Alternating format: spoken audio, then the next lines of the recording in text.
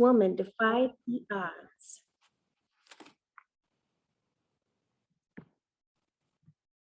How this woman defied the odds and broke both literary and societal boundaries. Who knows, you may even come face to face with her monster.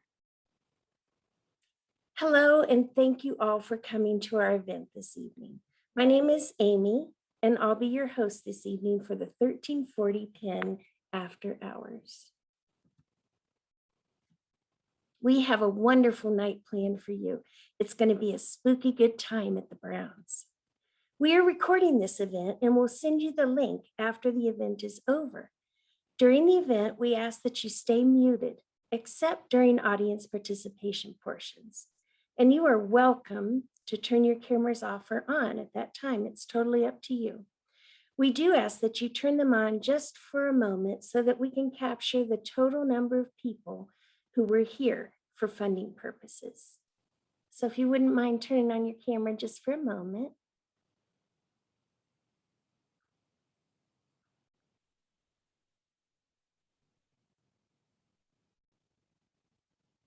Thank you so much for that. Finally, we have 2 polls. We would love to know where you are from and what your favorite spooky character is.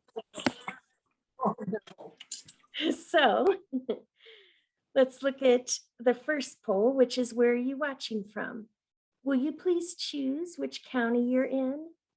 Adams County, Arapahoe, Boulder, Broomfield, Denver, Douglas, Jefferson. If you have another county in Colorado, or if you're from outside of Colorado. I'm from Boulder, but that's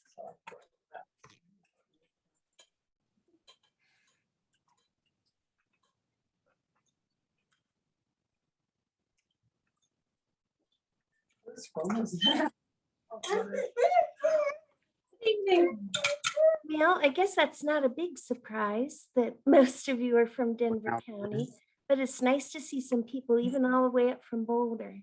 That's awesome. So our next poll is about your spooky creature.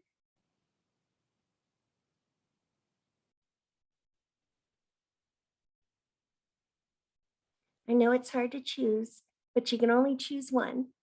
Which is your favorite spooky character or creature? A bat, a black cat, a vampire, spider, Frankenstein, or a scarecrow?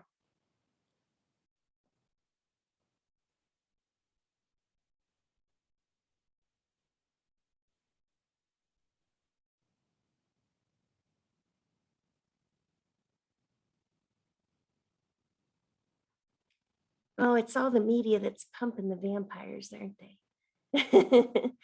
But that's a good one. Nobody chose cute little spooter. No spider lovers. But interesting. Oh, well, thanks for participating. And now let's get this spooky evening started.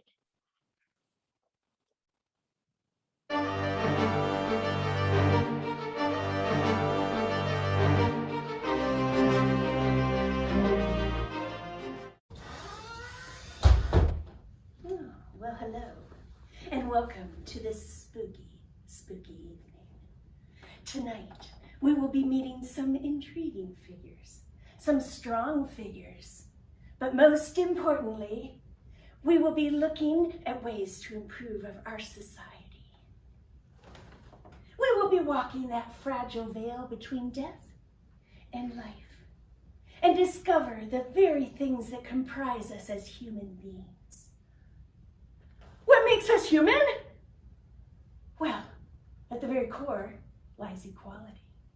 Now, without further ado, shall we go to the library where we will meet our guest? Mary Chase, what on earth are you talking like that for? Yes, why are you being so odd? Oh, never mind. You guys ruin everything. Well, anyways, let's go to the library and meet our host.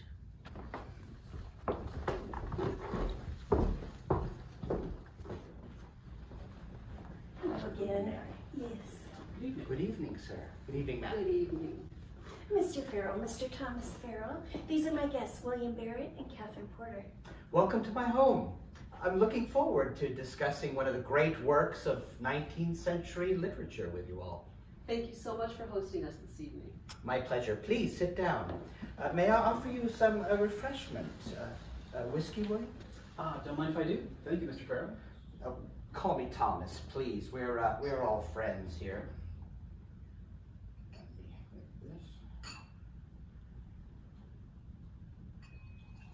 Here you go.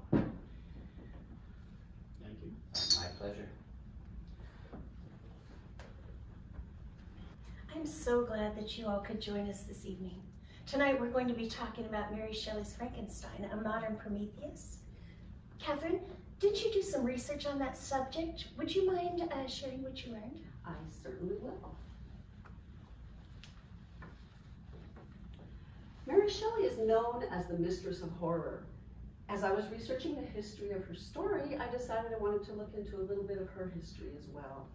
She had a life that was unconventional from the start. Her mother and father were revolutionary in their thought and the way they lived their lives. Each rejected the idea of marriage. In fact, they each had their own home. Her father was a socialist and a novelist, and her mother, Mary Wollstonecraft, was an acclaimed writer and feminist. Sadly, her mother passed away due to complications from Mary's birth. Oh my gosh, how old was Mary when that happened?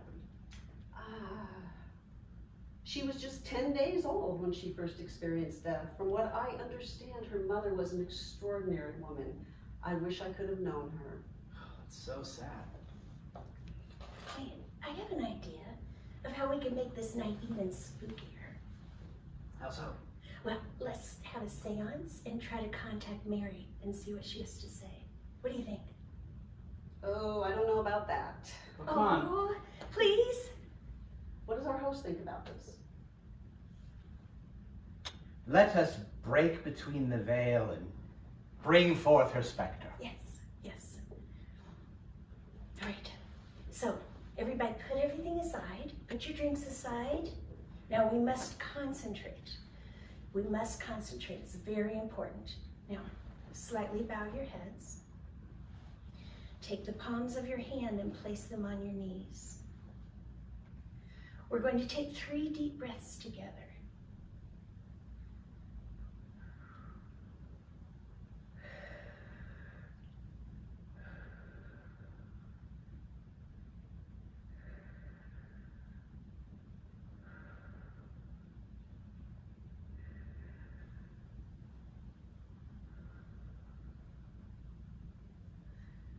Mary, Mary, make your presence known. Show yourself, Mary. Where are you? Concentrate. Close your eyes. Mary. Mary, thank you for joining us this evening. What message do you have for us beyond the grave? I am Mary Wollstonecraft. It was my wish to see woman placed in a station in which she would advance, instead of retarding, the process of those glorious principles that give a substance to morality. My opinion, indeed, respecting the rights and duties of woman, seems to flow so naturally from these simple principles that I think it scarcely possible, but that some of the enlarged minds who formed your admirable constitution will coincide with me. Mary, is your child with you? I think we've got the wrong Mary. Shh. If, I would say, for I would not impress by declamation when the reason offers her sober light, if they are really capable of acting like rational creatures, let them not be treated like slaves. Looks like we brought forth her mother instead. Let's try again. Shall we try again? Oh no, I think I'm quite done. So am I. Well, let's continue with our evening then, shall we? William, or would you? Sure. After that, I'm gonna need it. I concur. We'll return to our friends in just a moment. But first, let's test your knowledge. The first question. Seances were part of which Victorian religious movement? Choose one. Is it transcendentalism, spiritualism, fundamentalism, or free love?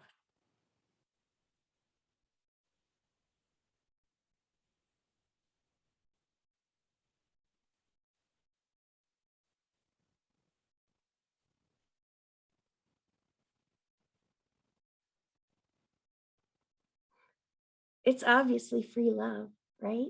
No, it's not. You are correct. It's spiritualism. Let's go to our next question. Which spiritualist was the first woman to run for US president? Was it Susan B. Anthony, Lucretia Mott, Victoria Woodhull, Tony Nathan? I had never heard this before.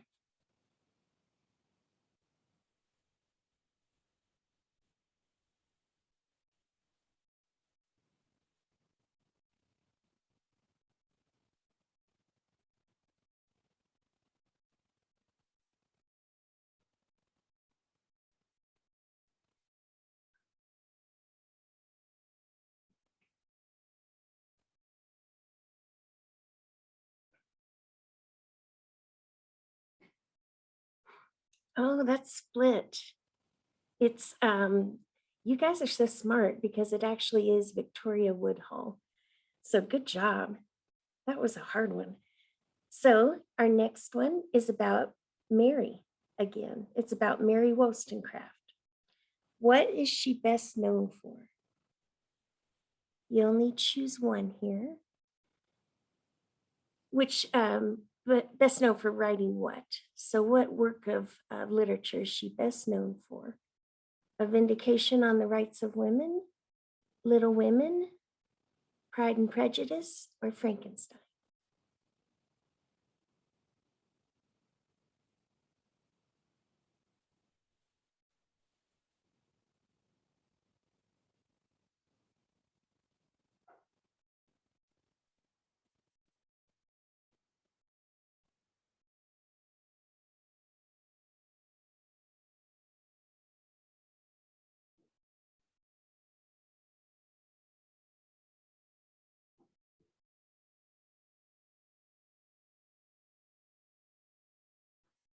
Nice job. Yep, it is A Vindication on the Rights of Women. Over half of you got that. Nice. All right, well, Mary Wollstonecraft, right here, was Mary Shelley's mother, and someone asked that I saw in the chat. She was a philosopher, author, and a women's rights advocate. Wollstonecraft led an unconditional life for a woman of the time. She tried to support herself through a variety of ventures, ultimately through her writings. Mary Wollstonecraft also pursued relationships with several men, married and unmarried. She had a daughter out of wedlock with one of them. She eventually married William Godwin, one of the forefathers of Mary's birth from postpartum fever. Mary Wollstonecraft is best known as the author of A Vindication of the Rights of Women, as we learned earlier. It was written in 1792, one of the earliest works of feminist philosophy.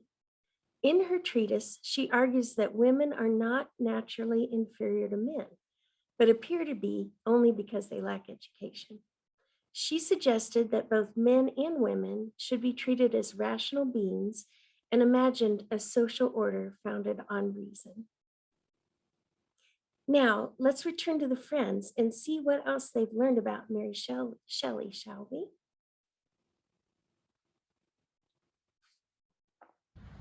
So, what else did you learn about Miss Shelley? Well, Mrs. Shelley, like her mother who we just met, believed in equality between the sexes. Hear, hear. She believed that all people were created equal. Despite the fact that her mother died when she was young, she left quite an impression on her daughter Mary's life. It was her spirit that pushed Mary to break through such a male-dominated realm and hold a strong rank amongst famed authors. What about Frankenstein, though? Where did she get the idea for that novel? Now that is an interesting story. It was an unseasonably cold summer night on Lake Geneva. Oh, this rain! Rain! If I wanted rain, we wouldn't have left England. Oh, I do wish you would stop complaining, Bish. You're just upset because you didn't know Claire was going to be here. Mary, why don't we leave these two to their tempers and you and I could go someplace else? Or you all can stay here and I shall take Lord Byron. Oh, no, I'm not going anywhere. None of us are going anywhere in this weather. I heard that there's been storms and flooding all year, and that there's no signs of it letting up. Oh, this rain! This weather is getting to everyone. Perhaps the men ought to talk about poetry or medicine. We could read another horror story or poem. I'll never be a good poet. Oh, dude, shut up! I could tell you some more about galvanizing human bodies. I suppose. Or I could tell you some more about the new science of phrenology or a physiognomy. It's fascinating. They actually believe that they can tell the character of a person by looking at the features of their face or head. Think of Mary's face, for example. Oh, I am so tired of Speaking of science, enough Percy's complaining! We need a diversion. These tempers are going to blow up. Sooner rather than later. Lord Byron's about to explode like Mount Tambora. He is so filled with passion, isn't he? Lord Byron, perhaps you ought to propose some sort of alternate diversion.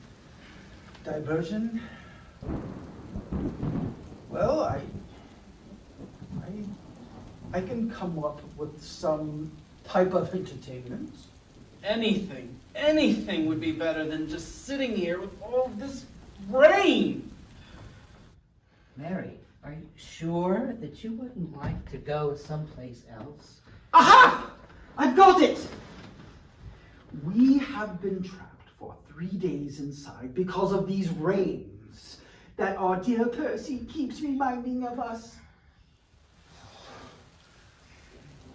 Which we have spent the time reading morbid poems and terrifying stories. We shall have a contest. I challenge each of you to write a story better than the ones we have been reading. That is an excellent idea. I know. And I accept your challenge. And may the best man win. Not likely. My dear Lord Byron, that's an excellent idea. Come, Mary, let us retire and come back with a terrifying tale. Let's go. Claire! Let us get to work. Galvanizing, phrenology, and physiognomy were popular scientific topics in the late 18th and early 19th century. In the 1790s, Luigi Galvani, an Italian physicist, demonstrated what we now understand to be the electrical basis of nerve impulses when he made frog muscles twitch by jolting them with a spark from an electrostatic machine. When Mary Shelley was writing, the word galvanism implied the release through electricity of mysterious life forces.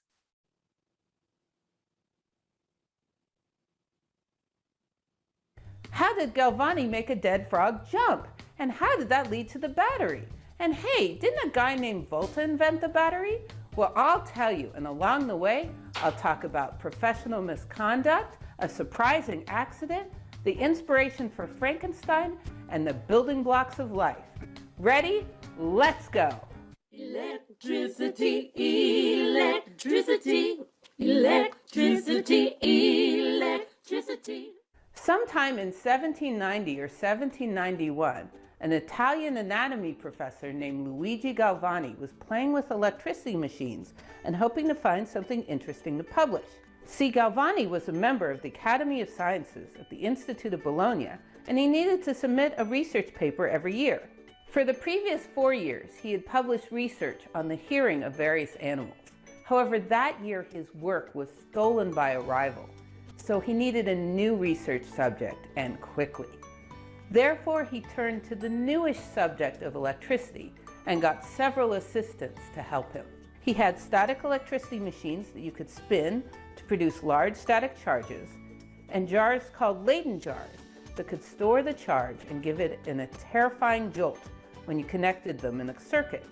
One day, unrelated to his electricity experiments, he happened to put a dissected headless frog on the table while his assistants were running these electrical experiments. He never said why he was cutting up frogs in the first place. A popular myth is that he was making frog soup for his sick wife.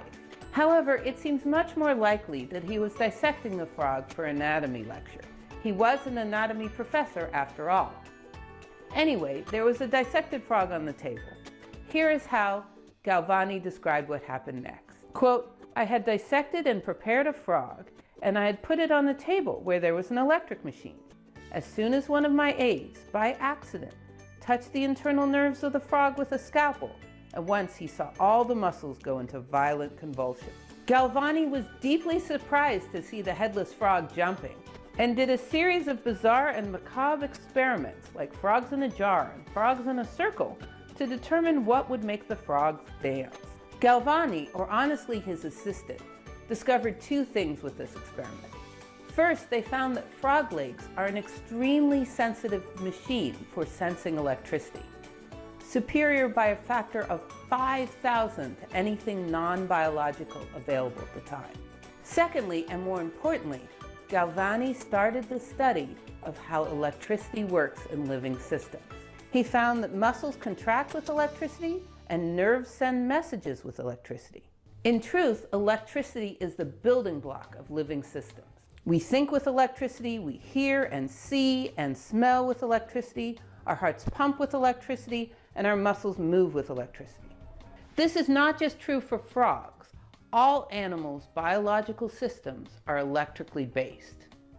Now, it took a further 150 years to truly understand the complex beauty of the biological system, but Galvani started us on that path. Galvani then decided to move his frog experiments outside to see if thunderclouds could make the frog jump as well as static electricity would. This was 38 years after Benjamin Franklin flew his kite in a storm, so he's not surprised at all to find the frog jump theatrically in thunderstorms. However, something else happened that was truly unexpected. Sometimes the frog would jump on clear days with no static electricity or atmospheric electricity involved at all. What was going on? At first, Galvani wondered if the frog stored electricity from past atmospheric storms. However, soon he realized it had nothing to do with the weather. It had everything to do with his garden. See, Galvani had iron railings surrounding the garden that he hooked his frogs on. He also used copper hooks to transport the frogs. It was this combination, the iron and the copper, that caused the frog to convulse. When he took the frog inside, he could make a frog dance with just a piece of copper and iron. Crazy, huh? This is a major find. Putting copper and iron into a frog produces electricity with no rubbing globes or thunderstorms in sight. Galvani decided that the frog moved because it had been alive in the past. He thought he was reanimating the frog, a la Frankenstein, whose author was inspired by Galvani's research, by the way. Galvani published his work in 1791, and it was an international sensation, especially among anatomists. Suddenly, there was a way of studying how muscles move and how nerves communicate. He had connected electricity to what makes things alive. He had made the spark of life literal. Galvani didn't know it, but he'd also invented the first battery. The acid in the frog leg reacted with the copper to add electrons and reacted with the iron to remove electrons. The electrons then flowed through the frog leg from the copper to the iron, making the frog leg jump. In terms of physics, it was a completely useless battery as it discharged inside itself. This is why most people don't consider his invention a battery. However, there was a man named Alessandro Volta who was supposed to be Italy's leading expert on electricity. he became obsessed with jealousy over Galvani's fame, which led him to inventing the first non-biological battery. This was the battery that changed the world. And that is why batteries are measured in volts in his honor. And that crazy story is next time on The Secret History of Electricity.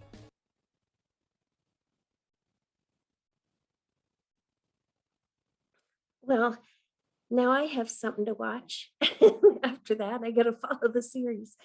I don't care if I was sick. I don't think frog leg soup would make me feel better. I don't know about you guys.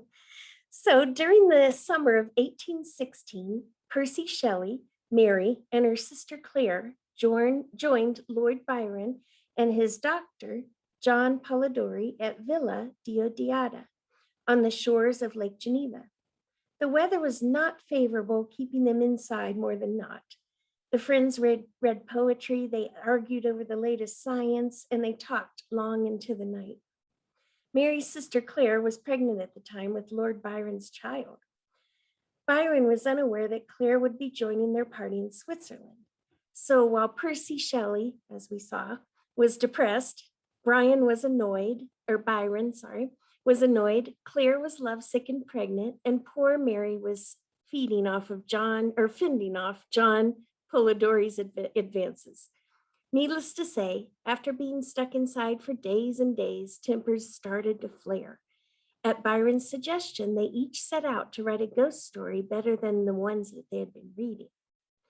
More than one famous tale would come out of this contest, but we'll talk about that in a bit. The most famous story of them all, though, was to come from Mary Shelley, several days after Byron issued his challenge. Let us return to the scene.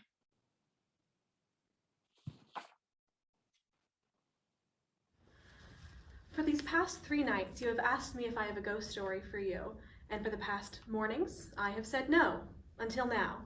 Last night I could not sleep, for the thunder was so loud, but I had a vision of a creature, a hideous phantasm of a man stretched out and on the workings of some great machine come to life. Be calm. I entreat you to hear me before you give me vent to your hatred on my devoted head. Have I not suffered enough that you seek to increase my misery? Life, although it may only be an accumulation of anguish, is dear to me, and I will defend it. Remember, thou hast made me more powerful than thyself. My height is superior to thine. My joints more supple, but I will not be tempted to set myself in opposition to thee.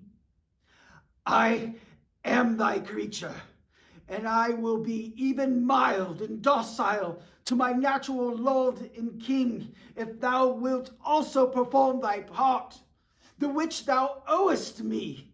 O Frankenstein, be not equitable to every other, and trample upon me alone, to whom thy justice, and even thy clemency and affection is most due. Remember that I am thy creature. I ought to be thy Adam, but I am rather the fallen angel, whom thou drivest from joy for no misdeed. Everywhere I see bliss, from which I alone am irrevocably excluded. I was benevolent and good. Misery made me a fiend. Make me happy, and I shall again be virtuous. How could I move thee? Will no entreaties cause thee to turn a favorable eye upon thy creature, whom implores thy goodness and compassion? Believe me, Frankenstein, I was benevolent. My soul glowed with love and humanity, but am I not alone? Miserably alone. What an incredible story. And I also learned from that same contest that Dr. Polidori wrote a novella called The Vampire, which became the inspiration for Dracula. Wow, I didn't know that. Well, this may be a little off topic, but have any of you heard of Ada Lovelace? I'm not familiar with her. I only mention her because she was Lord Byron's daughter, not by Mary's sister Claire, though. She was quite the mathematician. Well, this was a fantastic evening, and I think we should get together again and discuss another novel together. Yes. I've just had the most fantastic idea. Really, what is it? Well, we're all writers here, right? Right. Why don't we, like Lord Byron, the Shelleys, and Dr. Polidori, have a contest to see who can write the scariest and most amazing story, whether narrative or poem. Oh, I think that's a wonderful idea. William, Catherine, what do you think? I think that sounds wonderful. I'm game if the rest of you are. Fantastic. So, we will meet here again 3 nights from tonight, and each one of us will share our story. That sounds wonderful. Yes. John Polidori's novella, The Vampire, was published in 1819. Many believe the blood-sucking hero to be modeled after Lord Byron himself. It was the first of many vampire stories and is credited with being the first to successfully fuse the disparate elements of vampirism into a coherent literary genre. Vampires are prolific in books and films. Now, for a really fun poll, we have to see which of these are your favorite vampire. So you have to choose one, only one. Is it A, Dracula, B, Matthew Claremont from A Discovery of Witches, Edward from Twilight, Drac from Hotel Transylvania, Razor Charlie from Dusk Till Dawn, Armand from Interview with a Vampire, Pamela Swinford de Beaufort from True Blood, Count Von Count from Sesame Street, Drusilla from Buffy the Vampire Slayer, and Barnabas Collins from Dark Shadows. If we didn't include your favorite on this list, you have another one, feel free to drop it into the chat.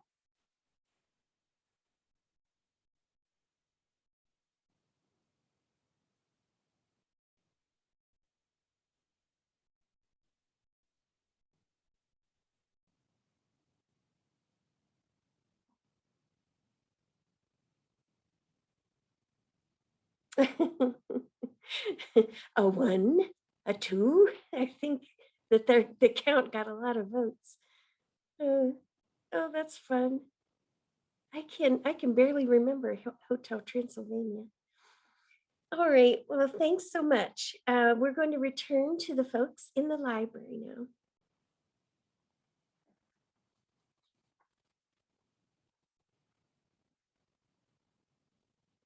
Well, thank you, Thomas, for hosting us again. It's my pleasure. After all, I'm staying in Mrs. Brown's beautiful home while she's away, so I might as well take use of it. I am so looking forward to tonight. As am I. Who would like to go first? I'd like to. Oh, Catherine, I can't wait to hear what you've written. You're so talented. My story is Pale Horse, Pale Rider. Shut your eyes, said Miss Tanner. Oh no, said Miranda, for I see worse things. But her eyes closed in spite of her will, and the midnight of her internal torment closed about her.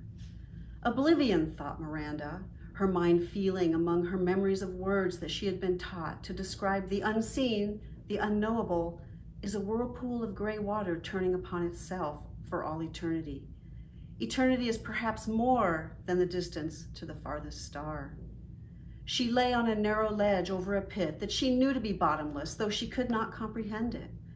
The ledge was her childhood dream of danger, and she strained back against the reassuring wall of granite at her shoulders, staring into the pit, thinking, there it is at last.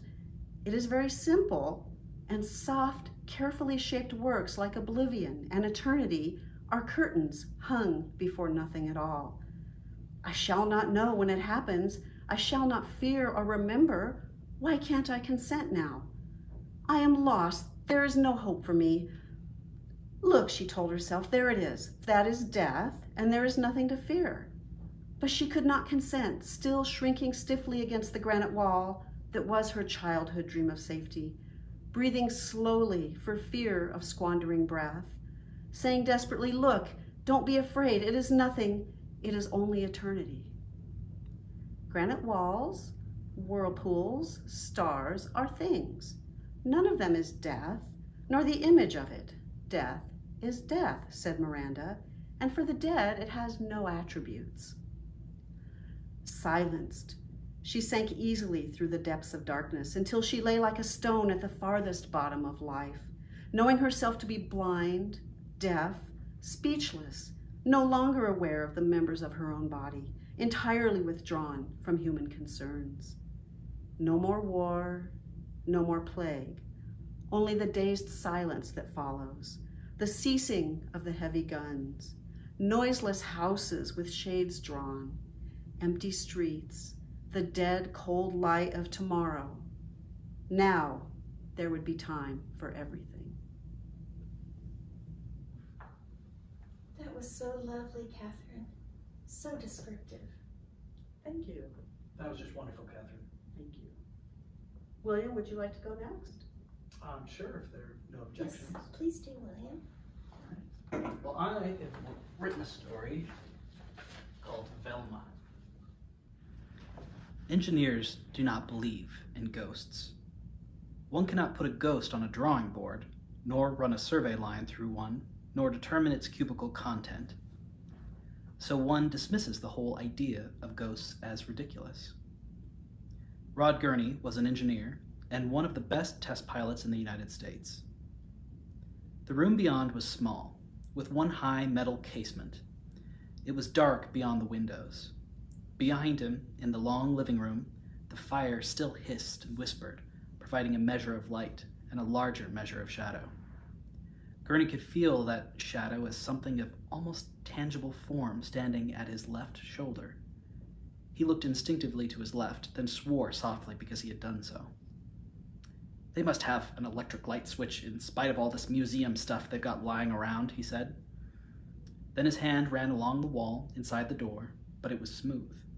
He was reaching in his pocket for a match when he smelled the perfume. It came to his nostrils on a current of air, drawn through an open door, such a scent as a woman might wear.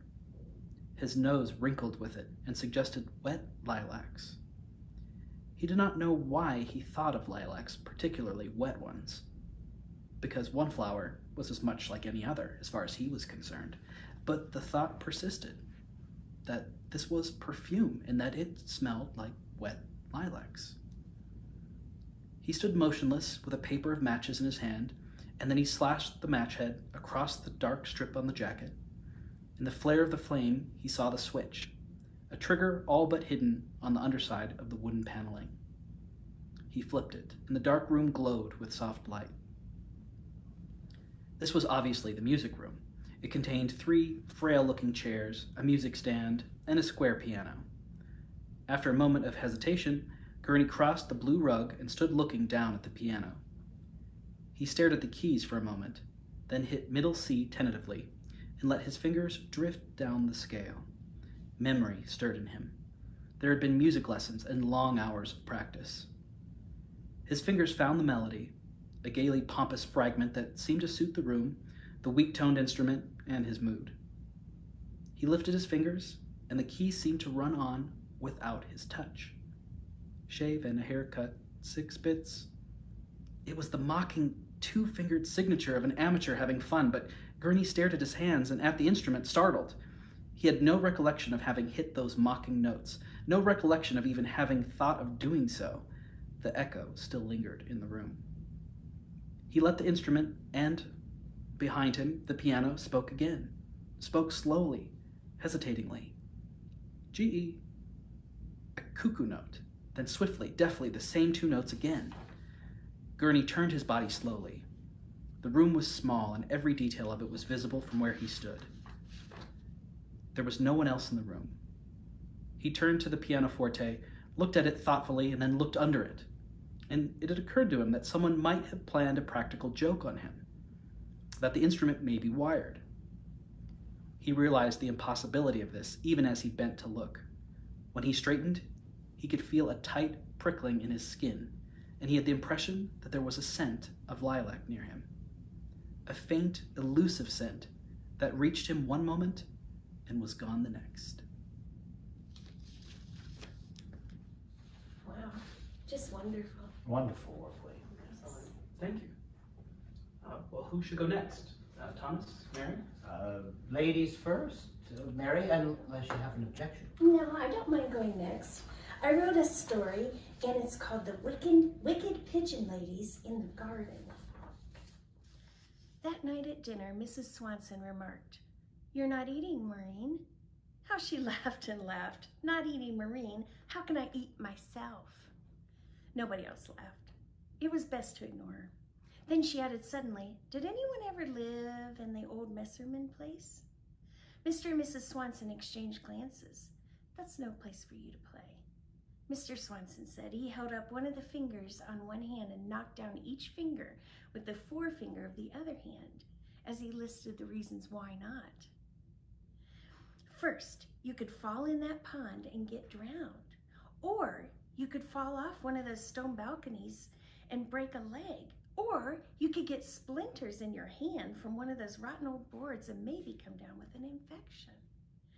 Or you could break one of those windows and get us hauled into court by the heirs. By the hairs, Maureen was indignant. Nobody better haul me no place by my hair. Quiet, warned Mrs. Swanson. Daddy has the floor. Maureen thought, this was a silly thing to say. Daddy had an ear of corn and he was eating it. Besides all that, Diane said, everybody says it's haunted. Mrs. Swanson was studying Maureen. You didn't go in there when you ran away, did you? Psh, I did not. That's good, Mr. Swanson reached for the salt, because you'd be punished if you had. I told you never to go there. Mrs. Swanson was serving the dessert when the doorbell rang. Mr. Swanson opened the door and said, "Good evening." They saw a tall woman standing in the shadows on the front porch. She was wearing a suit with a long coat over a long skirt and an enormous black velvet hat with a drooping yellow plume. They could hear her saying, "Do forgive the intrusion." "Care to step inside?" Mr. Swanson said as he held the door open. "Thank you, no," she answered. "My family is waiting for me." He looked past her, but he could see no one. A flock of pigeons fluttered above the Smith's porch across the street.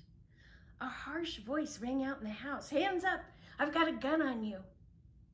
"I beg your pardon," the woman cried out, and she stepped back. Mr. Swanson laughed. "That's the television. Maureen is watching the Western upstairs." A bracelet, priceless, was taken from our garden this afternoon by a child whom I followed up the street and saw turning in here. Mr. Swanson called up the stairs, "Maureen, you come down here right this minute." When Maureen saw the woman standing on her front porch, she felt this hot feeling in the pit of her stomach. It was Ingrid, and she was staring so hard at her. "That's the child."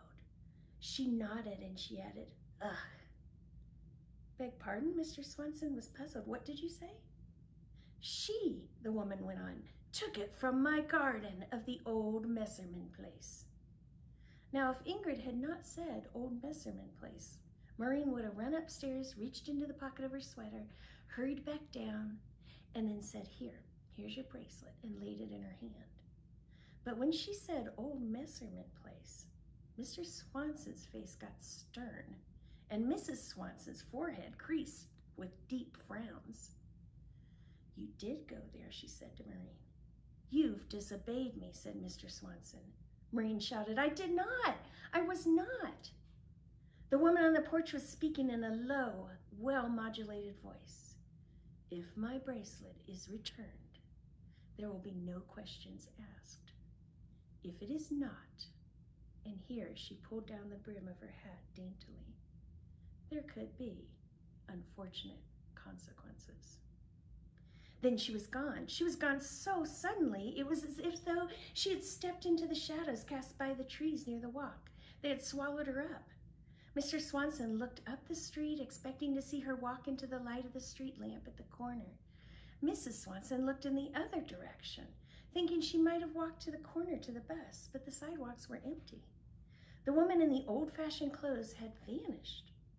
Mrs. Swanson was clearing the table later that evening when she stopped suddenly and exclaimed, "Dad, look at that." He was reading the evening paper in the living room.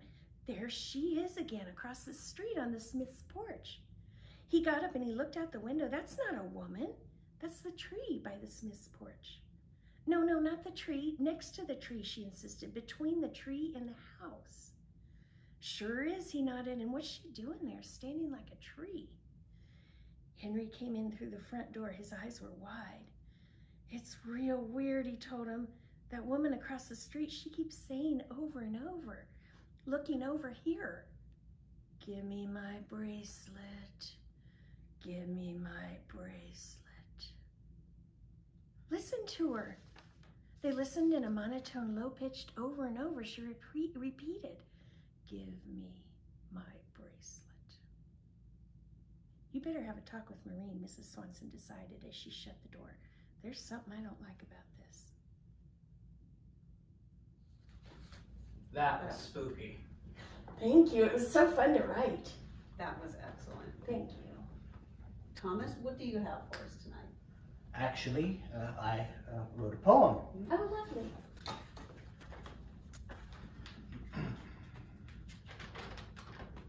The children are coming slowly up the stairs.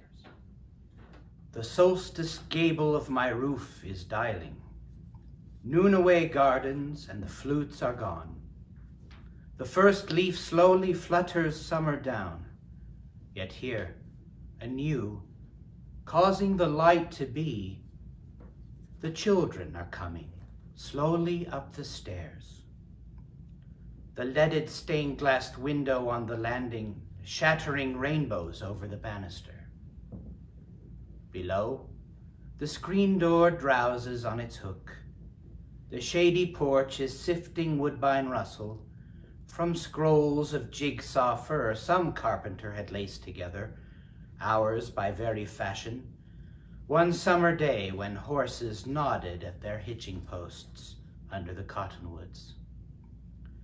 Still, up the stairs, the woodbine breath is drifting, a scent of light ago to be remembered.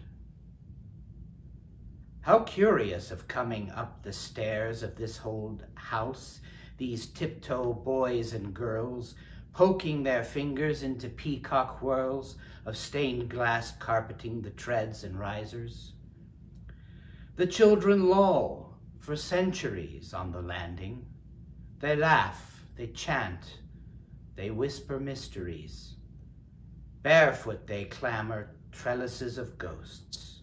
They quarrel, they fall. They grip again and climb. They scuff the soda rungs of skeleton lakes. They twinkle, skip, and prance the birdsong ways. The ice cap suffers woods to keep a while. They stalk the tug of the moon on the hills, on the beaches. They slosh the tides that bathe and dry the slain in estuaries, festering cenotaphs. The children are coming slowly up the stairs, wrathful as judges and lovers. They are the elves, the clowns, the lions, the wry prosperities of weeds and treasure. They are mourning over the dust of spearmen, over mountains, grinding the mountains to pieces. Deep are their eyes as pools in the darkest forest, knowing by evening noon some constellations, and by night some stars. Wow, so good. That was excellent. Everyone did such a great job. I don't know which one I like best. Yes. Maybe someday our work will be as impactful as Mary Shelley's. Regardless, it was a wonderful evening. Hear, hear. Well done.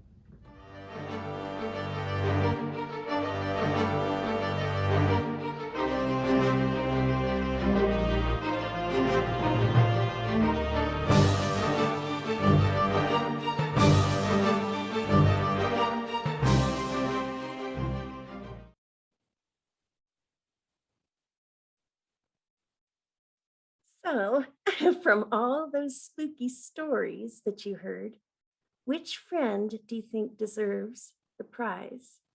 I don't know that Mary Chase, she was scary, I think. She's really scary. But which Denver author did you enjoy the most? You choose one. Catherine Ann Porter. She wrote Pale Horse, Pale Rider. William Barrett, who wrote Velma. Mary Chase, who wrote The Wicked Pigeon Ladies in the Garden. Thomas Farrell, who wrote The Children Are Coming Slowly Up the Stairs.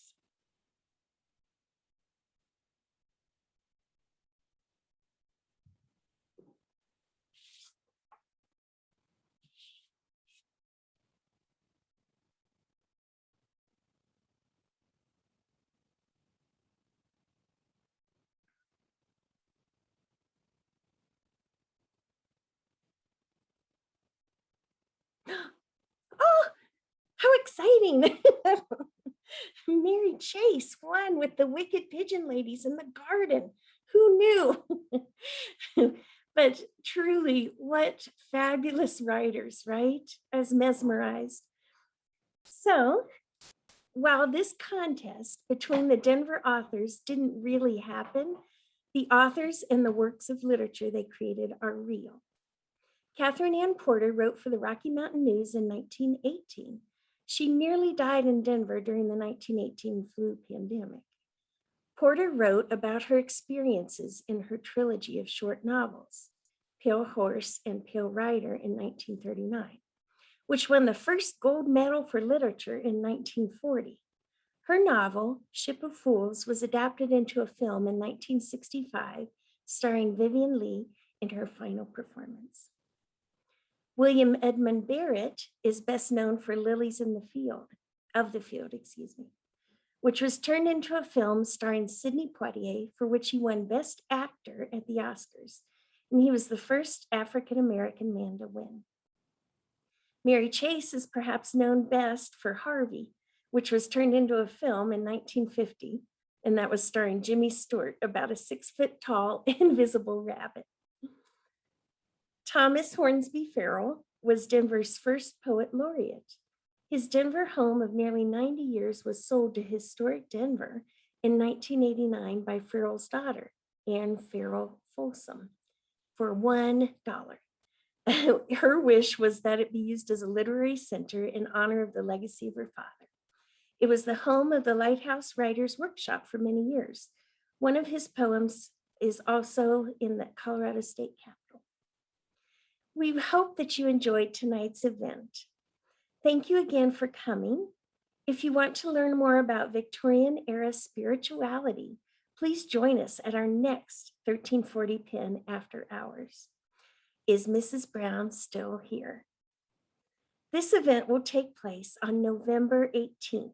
We hope to be able to present this program in person at the Molly Brown House Museum, but are keeping close watch on the ever-changing and ever-evolving public health situation, and we may make it a virtual program. Fingers crossed. Check our website, mollybrown.org, for all of the details. We would love feedback about tonight's event, so please take a quick moment to complete the brief survey we've dropped into the chat.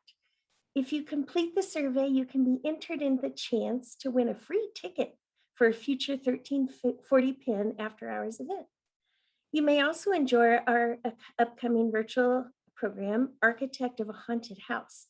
That's taking place on October 7th. Also, Victorian Horrors, which is fabulous, now in its 28th year, will be back in October.